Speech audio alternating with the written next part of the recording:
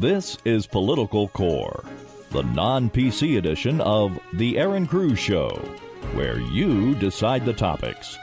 The only place where you get the news you want from the people you trust.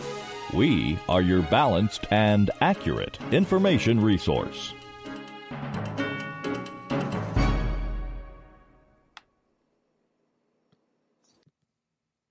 Good evening and welcome to the Aaron Cruz Show. This is Political Core. We have taken over the Thursday night show, Queen of Politics, to bring you much needed information we were not able to get to you on Tuesday night. I'm your hostess, Aaron Cruz. Thank you for joining me. Tonight's topic is about the border wall, border versus budget. So, some of the areas we are going to be discussing are the border effects on California, SDUSD, job growth, free market, and contracts. Now, many people across the nation have a dream to secure our borders, and if you share that same dream, President Donald J. Trump is your man. He's great. You may not always like him, you may not always love him, or you may love him but not like his policies. No matter where you stand on Trump, he says things in a way that only Trump can. And he does things in a way that only Trump does them. And you just have to look at a couple memes to see that. Well, Donald Trump has big dreams to fulfill at the request of the people who called him up to lead this great nation. And it's not just a wall. It is, and I quote Trump, a big, beautiful wall. You have to give the man some credit. He has a way with words. So let's shift gears for a minute. I want to talk to you about future programming. I'd like to give you some time to think about something for me for our show here. Please be thinking about the things that matter, topics and issues that affect you, or questions you might have want answered. And at the end of the show, I'll give you our contact information for you to reach out. It really means a lot to me that I can look into the issues that affect you locally. I've heard from a few dozen people on the topics they want to hear and discuss, and I'm going to go ahead and list them for you. Some of the topics are Constitution, individual rights, free and open markets, limited government, getting America off of welfare, literally and figuratively, why our universities are changing the heart and soul of our kids, activist judges, and Democrat politicians that profited from Russia is one of the topics, and Republican leadership issues, which we might touch on a few of those tonight, especially with the passage of Obamacare revisions and amendments. And so back to now to the topic of the border wall. So there's a claim out there, and I'm not sure if you've seen it, but that the cost of the wall is the equivalent of 1.5 aircraft carriers. So we'll get into that a little bit later too. But the border length itself is nearly 2,000 miles for an exact length of 1,954 miles. Not all of the border needs a wall. That's what a lot of people say, and others want a robust and beautiful wall, the entire stretch of the Mexican-U.S. border. And I might be one of those people, but, you know, it depends on what topic around the wall that we're talking about that I might feel very strongly about needing a robust and beautiful wall. But, you know, it varies. So, but many areas across the border already have a wall or a barrier to help cut down on human and drug trafficking. And, you know, I lived in San Diego for years, and along the San Diego-California border, there's one portion of the border wall, and they call this the Smuggler's Gulch Fence. And it was designed as only part of a $60 million engineering project to fortify 3.5 million miles worth of border land. So that's $60 million to fortify 3.5 miles worth of border land. And it's just a tiny portion of the San Diego border. And you think about that for a minute, and some places in San Diego are more vulnerable than others to persons crossing, and some are a little bit rigid and desolate, and you may not have as many people coming over across on foot. But to try to work these projects, it's a large undertaking. So what's the reported cost of the wall? So many numbers are out there, and it's really kind of hard to tell. What Trump had estimated at one point, I think originally $4 billion.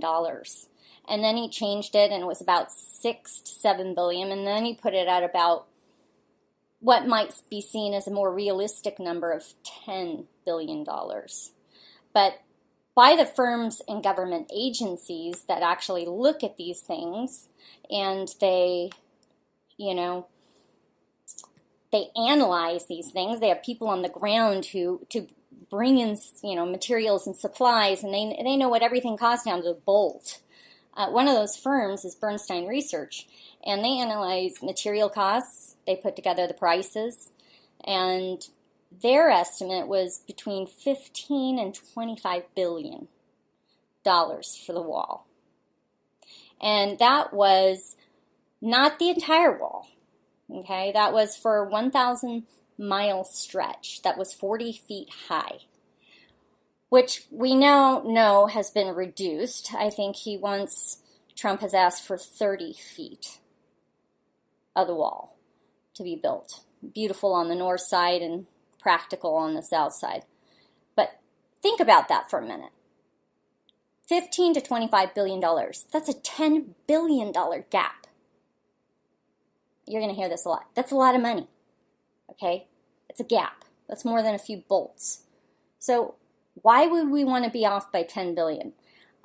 I'm really thinking from reading a lot of the news out there these days. Some people are calling it fake news. Some people refute that and say it's good news. Who knows? But when we look at these stories, there's so many numbers out there. The estimates are shaky. It almost seems like a guess, really. Not even an educated one, but in any case. So Senator Majority Leader Mitch McConnell said that they would be estimating that it would be $12 to $15 billion. Now that's a better spread right there. It's only a $3 billion gap on that one. But that's a lot of bolts missing there. That's a lot of money in that gap. And then we take a look, and down in February 2017, we have a leaked report from the Department of Homeland Security that put it much higher at a $21.6 billion price point. I think that's probably a lot more practical number.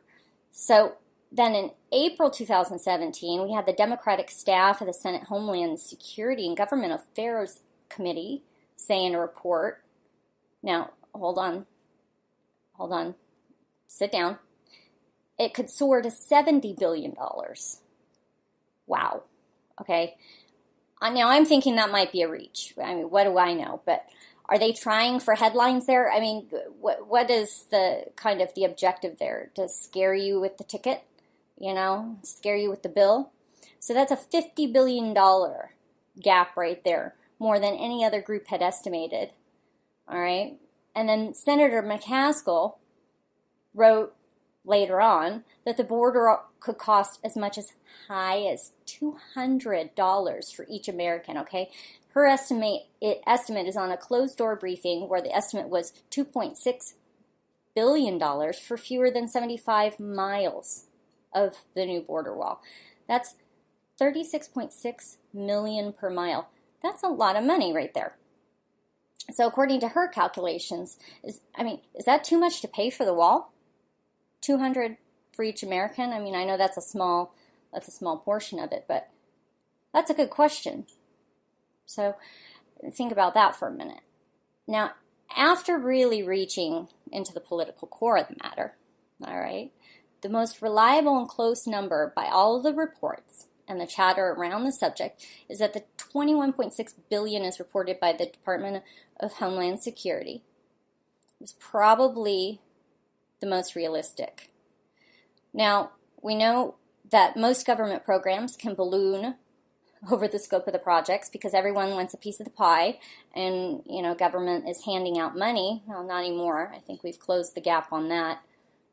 Trump has taken in the reins, but we know that government is not efficient as it stands historically. Most projects, they actually end up exceeding project money 3x, okay?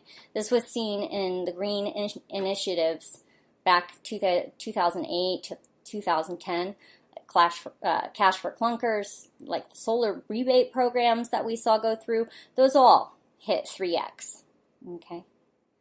So now, given Trump's administration goals, the desired size and scope of the bordered wall, not already constructed and timelines and proposed expenses, and also given Trump's ability to negotiate costs, this may be a kind of a landmark project that can help boost many areas of our collective nation.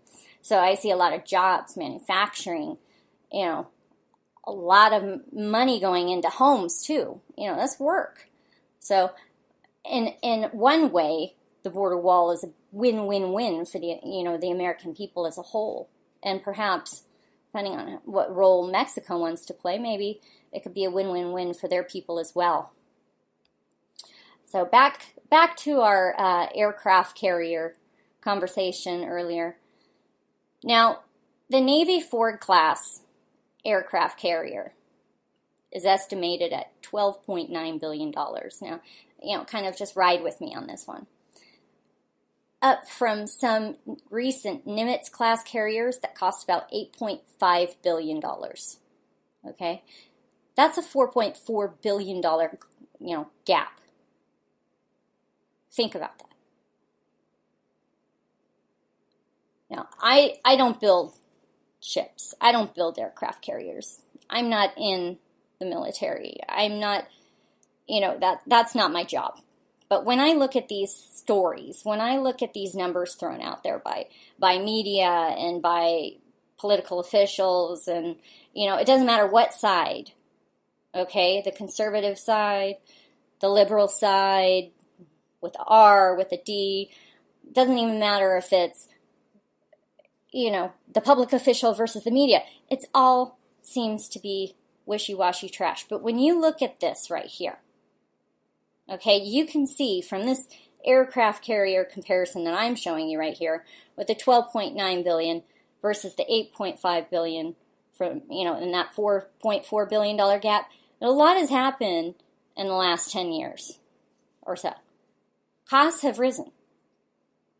We kind of have to, we need to actually just think about that. Actual costs, perception of costs, they've changed drastically in the last 8 years under Obama specifically. Doesn't matter what side you're on, just think about it. Okay? So there's a large disparity in what it takes financially to get things done in today's world. Okay? It takes big money. It takes big money. And I know anti-war folks won't like this especially, and, open borders folks, they won't like this maybe especially, but we kind of have to think about these things for our national security interests, okay?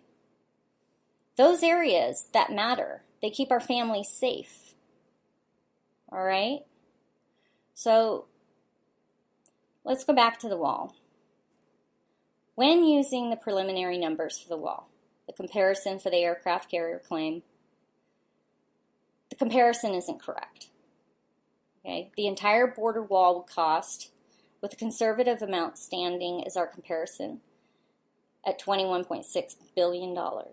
About 1.67 times the amount of the new and more robust warships. Okay? So why compare apples and oranges anyway? Because many think we need to buff up our military rather than build a wall. Some think we need both. Okay, some think we don't need either. But, that's in and of itself can be a topic that we talk about and we can cover, if you like, on a separate show. So, in my opinion, okay, this is my opinion, I'm throwing out numbers and I'm talking about different things, but in my opinion, a bunch of ships do us no good if we're being constantly infiltrated by those south of our border. Now, I'm not just talking about Mexico, and I'm not just talking about, and I'm not just talking about the adults. I mean, there are human trafficking issues, child sex trafficking issues that surround very kind of sad and scary part about the border wall issue and debate here. But I think when we look at it, we need a multifaceted approach, a balanced approach to the border issue. Okay? We need to think about not just building a wall, not just putting boats in our seas and subs out in our waters. Okay? We need to think about what's going on that south side of the border, okay, in those other nations, and what's going on up here to drive people to need to come here. And we need to close that gap. We need to really work on our side of the border to make sure that there are protections for those who need them, children who might end up here in a really bad space, who've been sent over against their will and put in a position of being used and trafficked over here for sex. And we need to worry about those children, and I'll talk about that in a little bit. But we have to figure out a way, okay, to stop the people who keep coming over repeatedly, over and over again. They sent back, and they come back, and they sent back. Especially the criminal aliens. We just saw ICE crack down in 5 states, all right, arresting lots of criminal, illegal aliens.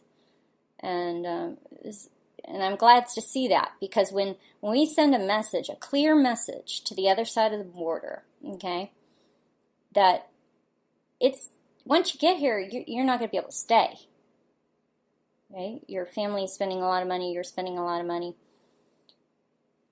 I think that alone will cut down on the amount of people coming across the border at will. But let's get back to the original topic.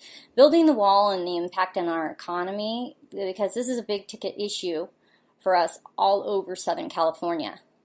Okay, the real dig is this. Recently, San Diego Unified School District moved to block any state funds to those contractors who helped to build the border wall. So it seems that there is a huge lack in big picture understanding for our school officials. Okay? Why would they move to do such a thing? What is their motivator? They're teachers. They care about children who are coming across and needing schooling, paid for by our tax dollars, of course. It seems that those on the side of no wall care a lot about our friends on the other side of the border. Now, I care too, trust me, and a lot of people do care about the other side of their border. But this is their own issue. There's a big picture. Mexico protects its border, all right? We've seen that with the Marine who took the wrong turn and got caught over there for a long time, all right? Trapped in this Mexican prison, can't get out. He was having a bad day, which turned into months and months and months and months and months. Okay, Mexico defends their borders. We need to protect and defend ours. And, so when Mexico protects its border, we protect ours. That creates what's called economic stability. So what do these teachers have to lose if we tighten our borders? They have a lot to lose. Funding. Their budgets are based on students and student attendance, and without getting into it too much, all right, there are 3 groups of students the teachers in San Diego Unified School District don't want to lose. Okay, and I'll talk about that. The first group are children who cross the border to attend school every day, all right, every day, under the address of a loved one on the U.S. border side, or friend, family member. Okay, and they go to school here. Then the second group are the children here of illegals. They might be citizens born here, or maybe they're non-citizen, smuggled children that have, by law, have to be let to attend school, regardless of holding a social security number. It is regulation. Children all children of proper age must attend school regardless of legal status. And yes, I will give you the links to all my research after the show. The third group is composed of children who are called, quote unquote, unaccompanied minors. Now, those are children who are brought here illegally, only to be found by our Border Patrol or Immigration Customs Enforcement. These children are processed by Health and Human Services, all right, and they're placed in holding areas. They're usually shelters or homes, processing centers. They're given health care. They're integrated into our society, depending on their situation, dictates how and where they're placed among us. And then they're let to use our educational institutions. And many times while they're in those homes, they're transitioned through the process. And then as time goes on and they're placed in homes, they're led into our educational institutions. And many of us my friends in politics, we really hit on that a lot a couple of years ago. It's a big issue. It's crowding our classrooms. So, but in any case, these details on these children are quite robust, all right? Many different organizations benefit from both federal and state funds to address the influx of these children. A lot of people benefit from these children. We're talking federal workers, we're talking state workers, we're talking city workers, county workers, all forms of government, nearly all forms of government benefit in some way, all right, from the influx of these children. Okay. Let's talk about the emotional issue of human trafficking, because I think it really needs to be addressed. We have these children, but there aren't just children coming across the border. And I think that when I talked about needing a more comprehensive solution, part of it is, when people know they can try to come over and it's a 50-50 chance, they go to what's called a coyote. And these people, whether connected to the drug cartels in some way or what have you, they're being paid amount of money, or they're promised amount of money to get these persons across our border. Now, these persons may be from Mexico, they may be south of the border of Mexico, from South America, but nonetheless, they're giving money or other things to these coyotes to bring them over here, or even the cartels to bring them over here. And not all the conditions are safe. If these people know that the chances of getting across the border have decreased, all right, that there is a higher risk for them being caught, they may think twice about staying home and maybe fixing their issues at home, fixing their own communities, building their own more safe environment, building their own economies, building their own state back up.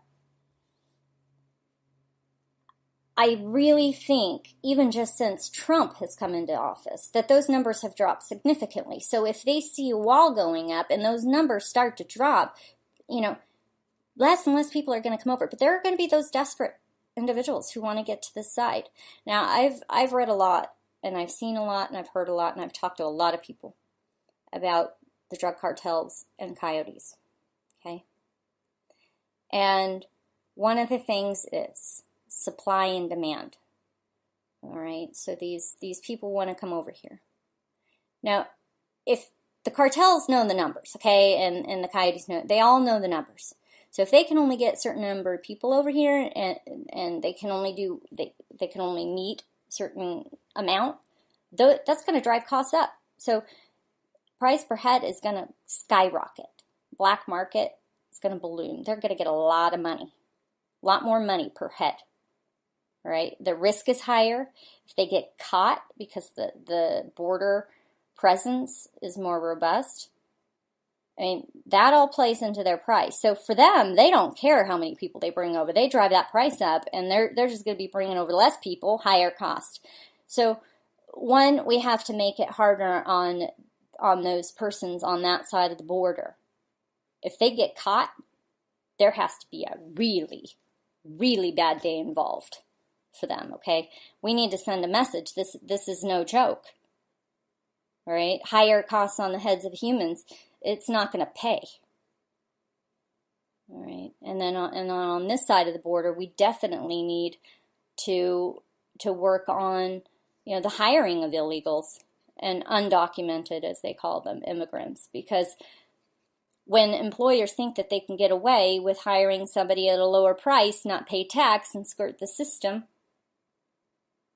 it's a bad day for everyone. And it's not just a bad day for the person they're hiring, it's a bad day for the people that think that they can come over here and get here safely, and they put themselves at risk. When women come over, men come over, young boys or young girls come over here from south of the border, they're in an at-risk situation. Many of them are abused when they get here, right? So when we look at this, we really have to think about this. That it's not just our responsibility to say, oh, I'm a no borders person, We have to think about it from the human side of things. The human perspective. What's important. These people need to stay home. They need to work on their communities. And coming here puts them at risk. So when employers hire on our side and they bring this person from the whatever home building shop and they pick them up and have them work for them all day long, when they do that sort of thing, they're sending a message when that worker sends money home to his country, to his family, okay? They're sending a message that, hey, you can make money if you're in America. Well, that person who's hired that illegal, undocumented worker basically just put families at risk south of the border. That's irresponsible. And as an American citizen, as a business person, there should be a high price to pay if you're encouraging that sort of behavior. And, I know there are laws and I know that there are repercussions for hiring illegals, but I think we really need to look at comprehensive reforms. All right, but let's get back to the numbers. So what does this mean monetarily when we think about the students and everything? So what does this mean monetarily? It affects both federal and state budgets. Let's look at that. So over 840,000 immigrant students, 4.6 million English learners, okay?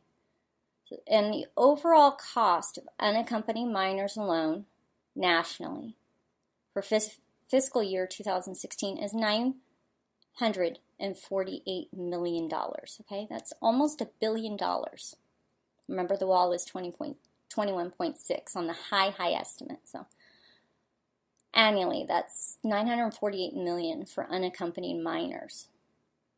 California alone has fiscal year 2015 budgeted $14 million under the Title III immigration education monies, with an additional $1.8 million supplement from the feds, okay? That only covers like a base segment. That's $14 million plus the 15.8 million, only covers a tiny section, a sliver of California school costs. All right? But that's a lot of money to those teachers who don't want that wall built. For what reasons? You can come to your own conclusion on that one, but 1 + 1 is 2, unless you're using Common Core math. So it's not hard to see that the costs with the unaccompanied minors alone at $1 billion annually, with other notable sources, that the state and illegals nationally cost our nation upward of $85 billion. Now, Trump said, it was like 113 billion, but his numbers were they were like a really top end. And when I look at things, I'm kind of on the right perspective. I am pro border wall, and I do have some leanings. But when I think about these things, I try to think of them from a neutral state, from a balanced perspective, from kind of this position of wanting to understand the big picture, okay? So nationally, I when I looked at that, it looked about $85 billion annually from all the reports I read. So now, and I know that there are a lot of numbers out there. I read them. So,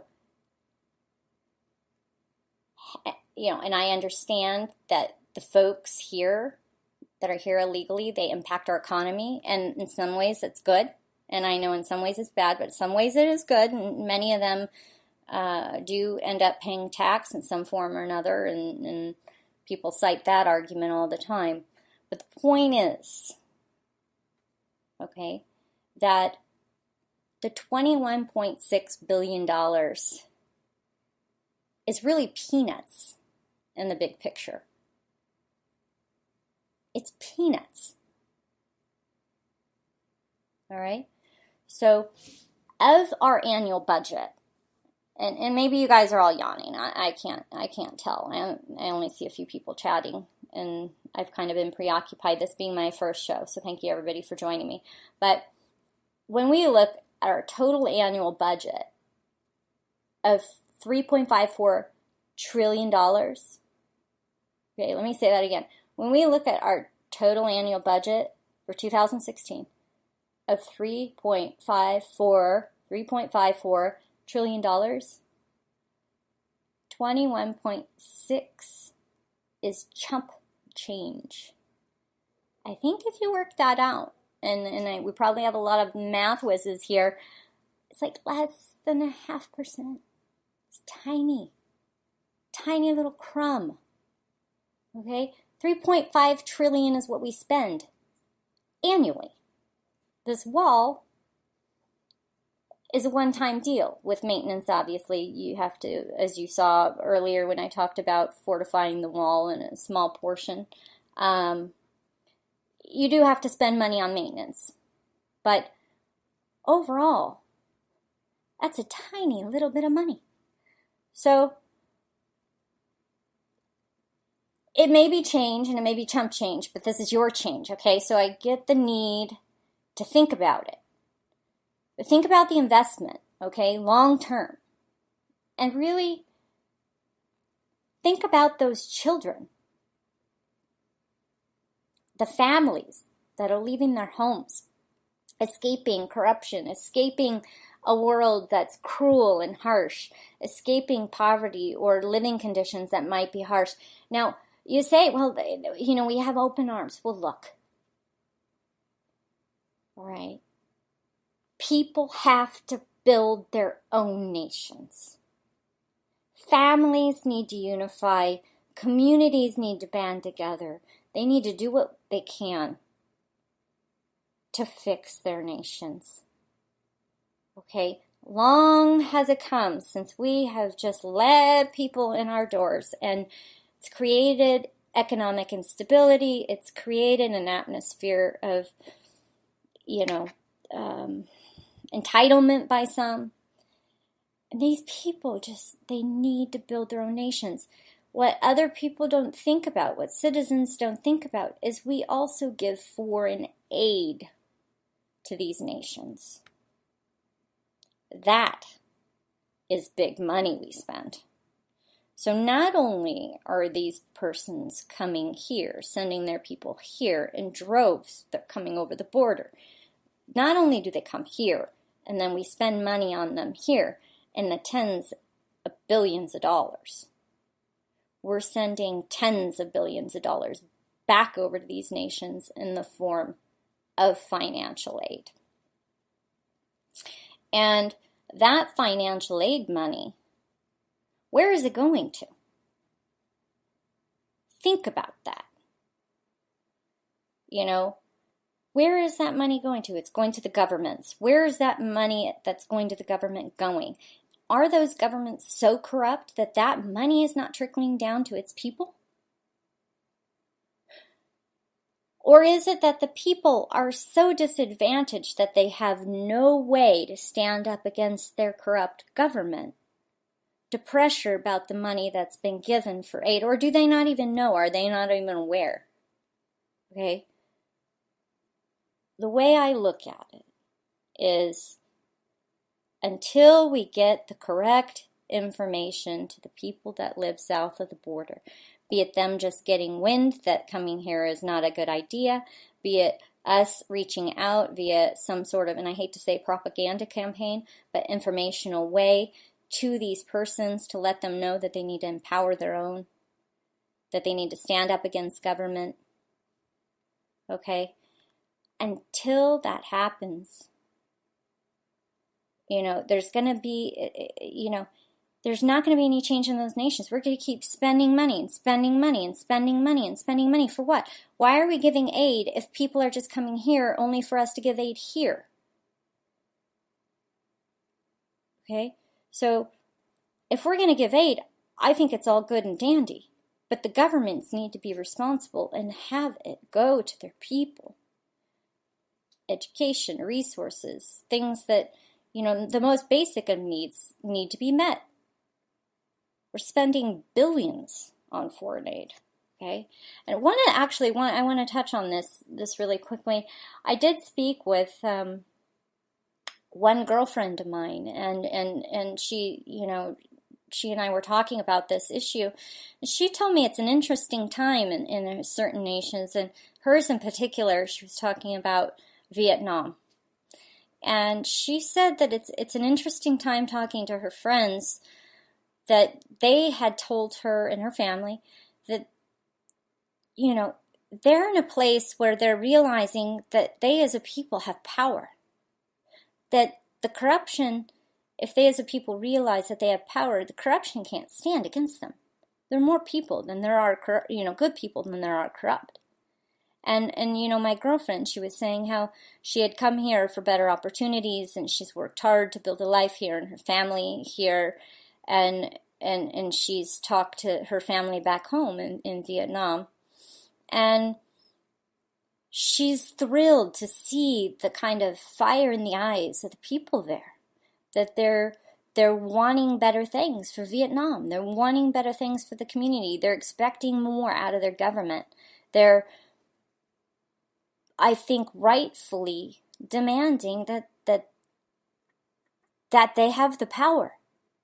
And that's when she and I had this conversation about democracy versus a republic.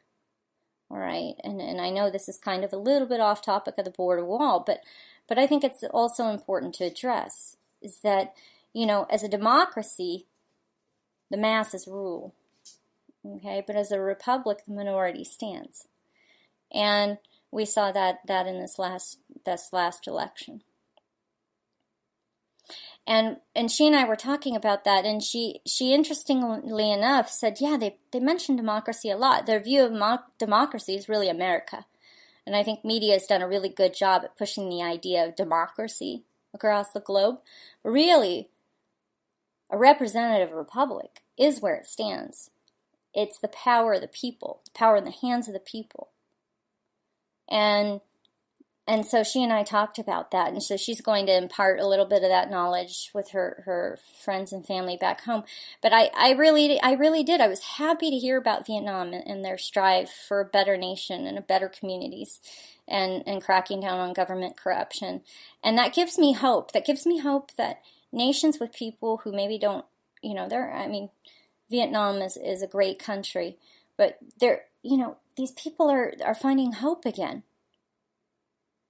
And it gives me hope for the people south of our border, okay, that they too can rise up and have fire in their eyes, fire in their belly for good things for their nations, their communities, and their families down there south of the border, and make positive change to the point where they don't have to come here, okay?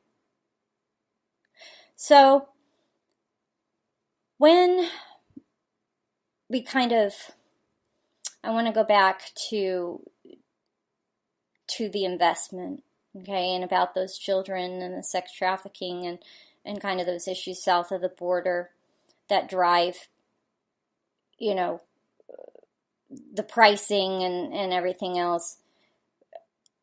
I think that when you get to the core of the issue, this is not a numbers issue at all. Okay, this isn't a budget issue at all. When you talk to citizens and you bring up the border wall, I believe it's crystal clear that this is a fundamental belief system issue.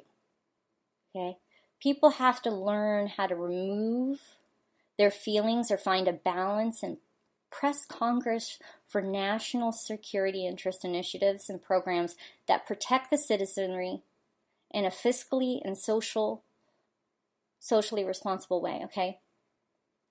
They have to. They have to think about it from a balanced approach. And not so much with the money, because when you look at media campaigns and when you look at all those numbers, and I'm blurting them out all through the show, and you kind of think, where is she going with this? Where is she going with this? Where is she going with this? It's almost like the media, right? You open up your website, you know, your internet, and this or that news outlet pops up. And you have 5 stories on the same subject, and they're all throwing out information, and you think, wait a minute. What information is correct? You know, it's a lot, and so it's propaganda what we're seeing. But if we can take away that money issue and really think about it, what they're trying to do is they're trying to muster up that kind of tension inside of you, that fundamental belief system, and they use the money, and they use the sob stories, and they use certain tactics, Alinsky tactics. They throw 20 different stories at us in different directions, and they help try to balloon one or two, and then they distract, and then, you know, it goes on and on and on and on. But when you look at each individual topic, I think you really have to think about it from not a numbers issue. Think about your family. Think about your responsibility as an American citizen. Not just fiscal responsibility, but the social responsibility you have to your family, to your neighbors, and so on, your country. All right, and I think that will help a little bit and kind of tame down the news when you read it, is you won't get so upset and kind of think about it in a more personal perspective instead of just data, and which story's right, and propaganda's all over the place. So I got interesting news the other day, and I kind of want to shift gears just a little bit on you. So the Heritage Foundation has kind of been, I don't know if many of you are active out there or involved with the Heritage Foundation in some way or familiar with it at all. They have Heritage Action and they have the Heritage Foundation. And in one of my information sessions, we were talking about the budget, okay, because we're going to go back to numbers just a little bit. And the budget and the monies that were just put through, okay? We kind of had big hopes in November that we refunded the government with the understanding that kind of when we hit that spring funding deadline, with the shift of administration, we'd revamp a little bit on the funding goals and kind of move the energies. And this isn't being met. And Congress, what I've seen with money, has been wishy-washy. Now, there's been a lot of stuff going on about Obamacare today and the amendments, and I don't know if anybody wants to talk about that. You can, when I give you information a little bit later, over chat, hopefully, I don't know if Foxy is over here, maybe she can go ahead and put her email address in the chat box so people could email questions or topics. Maybe we could talk about Obamacare a little bit, but Congress is wishy-washy. They're just kind of letting the Democrats go. So this omnibus spending bill was a huge fail. Okay? $298 million being sent down to Puerto Rico to bail out their medical system. Okay? Some people say that the upshot was that we were given $1.5 billion for the border construction. But, and I bring this up because I'm talking about the border wall. And, some people were, activists were talking about how we at least got a little bit of something, but our wall wasn't in there. And Democrats were kind of cheering on the sidelines saying, yeah, you didn't get your wall. But we gave you a little bit for your border construction, $1.5 billion. But that's actually what it turns out is that's only really for border security. Kind of scary how they twist that for border construction to border security. So it's imperative, I believe, no matter what side of the border wall issue you're on, okay, that I think that you contact, as a constituent, it's important for you to contact your local and state and federal officials to ensure that those monies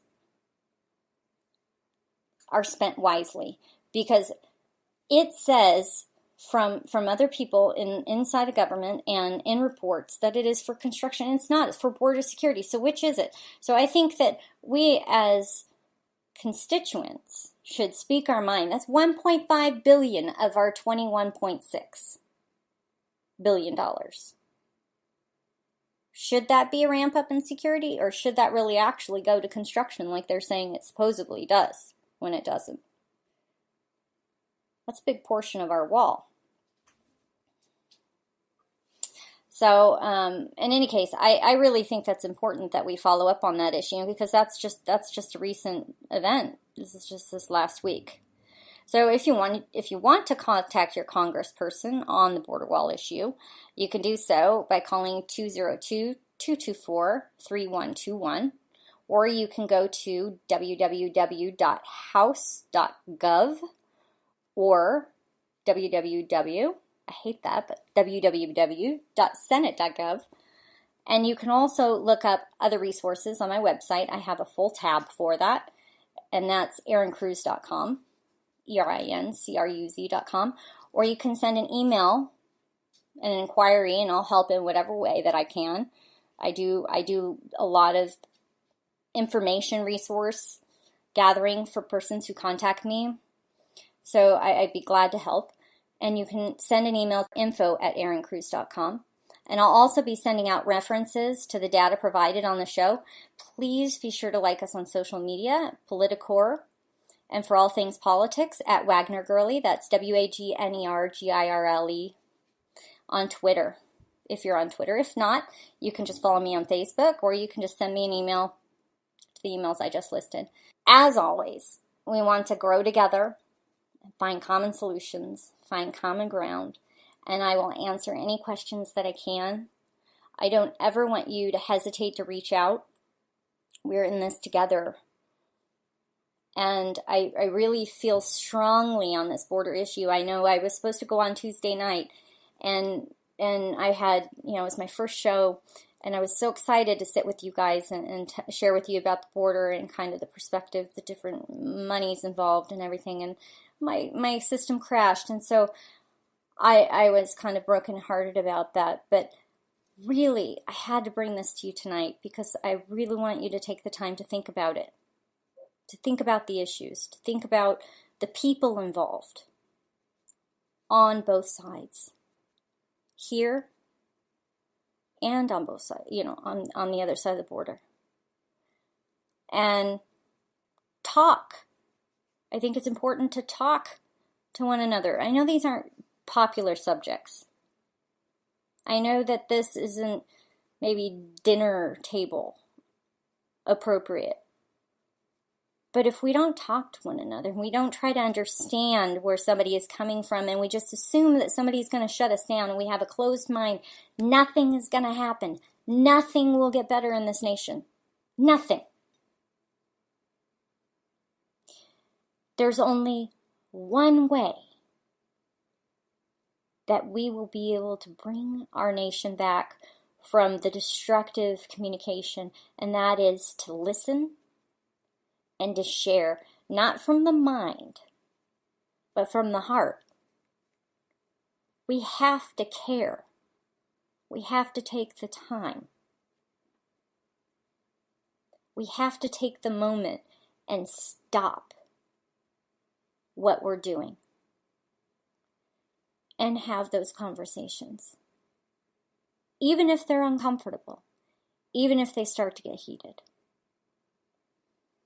And one thing I'll share with you is, as I talk to a lot of different people from different backgrounds and different perspectives, and all right, to hear somebody talk about that maybe something you don't agree with, and they're maybe in a fluster, and it could be an immigration issue or border issue, what have you, and it's hard to listen to them because you just want to speak. You just want to tell them what's on your mind. Well, I think we need to just stop and maybe listen. You don't have to agree with somebody. Think about how you're standing and looking at them. Think about how your body is positioned, and be a little bit more open to kind of trying to understand where they're coming from, and really caring and really connecting. Because that connection to one another as a nation, as a people, as citizenry, and as children of God, whether you're religious or not, as people, as a humanity, that's what makes us who we are. That's what's going to bring healing. Okay? And so, when we connect with people about those topics that are uncomfortable, and we take the time to listen, and they see that we care, all right, they're going to be able to tell if you care or not. If you don't care, they're just going to get uppity if you start spewing something out. But if they can see that you care, they may ask you a question, and then you can share. And I always say sharing is caring. So if you really care about them, you won't just appease them and nod.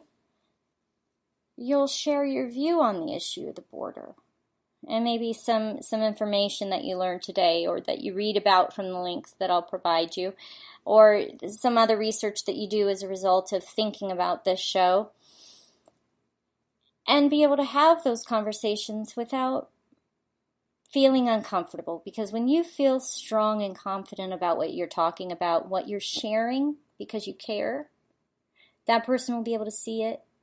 The information will penetrate. And whether or not you change that person's mind right there on spot is not important. The conversation that you had, the willingness and the openness, the time that you took away from your day to connect with that person, that's what makes impact.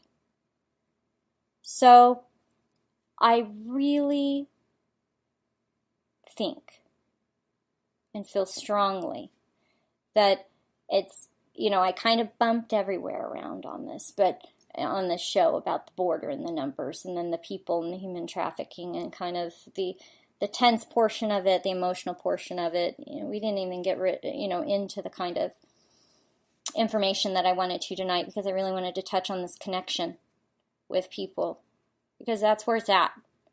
You can have all the information in the world.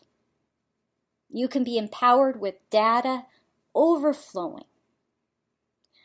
But if you don't have the ability to connect and to share and to listen and communicate, you have nothing. And right now in our nation, we need a lot of something. And I know you are really kind of thinking about that. And it is true. We need a lot of something. And I'm going to tell you, it's not necessarily the information we're getting. Because we have a lot of information right now, and where is it getting us? So that's why I wanted to have this show.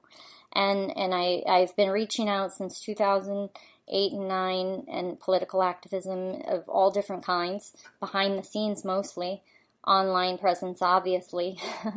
I've met a lot of great people doing just phenomenal things on both sides of the aisle. Okay, but I really have a heart for the people. I have a heart for our citizenry, for our nation, what we've built, what we did so courageously, not that long ago. 1776. I mean, a lot of brave people. We have to take the time. We have to nurture that. We've let it go. And it's gotten out of control, so we need to bring it back. And the one way we can do that is educate ourselves, not only with information, but using good information, solid information, learning how to communicate that information through understanding, listening, learning, body language. We can go into that another time too. But that's why I wanted to create this show, was to not only touch on the issues, not only get into the core of the matter, the deep, deep, deep core of the matter, but to also talk about the human level of the issues. Because that's where it's at, people. How does CNN, whatever, or whatever news network get you to their channel? They use your emotions. We need to take the emotion out of it in that perspective and start putting the human emotion in and caring and talking to people. So I don't want to beat that into the ground, but I do think it's important. So that's why, I worked to create my platform over the years. And then when I ran into the radio station here, it's been phenomenal. And this is just so wonderful of an opportunity. I couldn't pass it up to be able to share with you over Second City Radio, California. It's wonderful. So it's always going to be live. I'll be on here. The more I do it, the better I'll be on chat. I know I'm not on chat tonight, but that'll come. So we've got to fix things in this nation, and my heart is for the people. And I'm hoping your heart is there too. If you're listening tonight, I know it is. So, but I just want to say thank you for joining me, Erin Cruz, on the very first edition of Political Core, the Erin Cruz Show. And I'd like for you to go ahead and join me next Tuesday evening from 7 to 8 p.m. Pacific Standard Time for Political Core. This is where we get to the core of the issues that matter to you with information you can use to make positive change in your community, in your state, and in your nation. I hope you have a blessed evening all. God bless you, and God bless America.